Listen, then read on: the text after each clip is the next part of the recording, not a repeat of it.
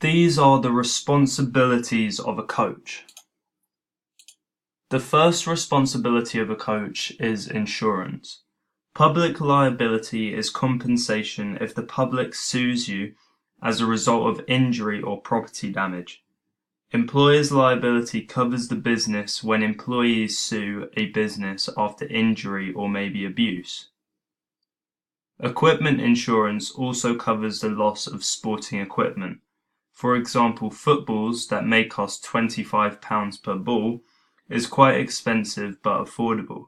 However, for an adventure sport such as kayaking, where the equipment is much more expensive, like a kayak, it's harder for someone to cover the loss. The next responsibility of a coach is health and safety. A coach should always make checks before a training or coaching session.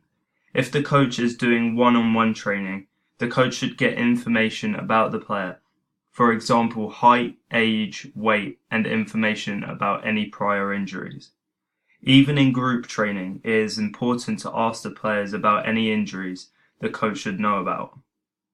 As well as this, the coach should check facilities for potential hazards and check the correct equipment is being used and that the equipment is safe to use. It may also be a coach's responsibility to hand out a PARQ, a physical activity readiness questionnaire, or a medical questionnaire to the players that have been injured to make sure they are healthy enough to play. Also, look at the weather and check slippery surfaces.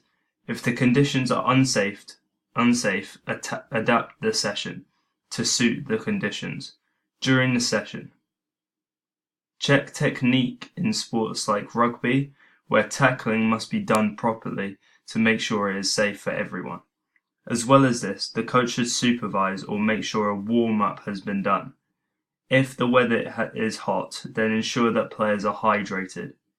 Also, a risk assessment is important to fill out.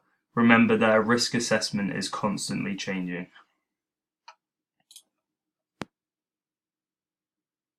The coach of a team should always be fair and not biased towards players that they prefer more than others.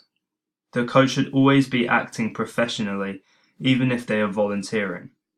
The primary goal of a coach is to ensure the welfare of all participants in sporting activities, and coaches must respect the human rights of those in their team. Appropriate behavior is required if it makes sense in the context. For example, a player is punished like doing laps if they have been messing around.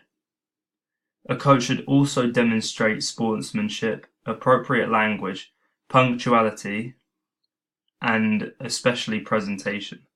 An example of negative or unprofessional conduct would be a basketball coach that is verbally criticizing a referee and not being punished for it. The players will think that they can get away with it and follow suit. In comparison, rugby is quite a well-mannered sport when fouls are called against a team. It is not normal to see lots of criticism from coaches. The next responsibility is legal obligation. A coach must be aware of the duty of care conduct, which is a rule book that protects children. It ensures that there is a safe environment, for example, making checks and removing hazards before activities. As well as this, the care of conduct shows that personal transport is not to be used, and only business vehicles like a minibus, where a coach has also got a minibus license, is to be used to transport kids to a sporting event. The coach must also act as a guardian in loco parentis, which is care in absence of the parent, which means the coach is responsible.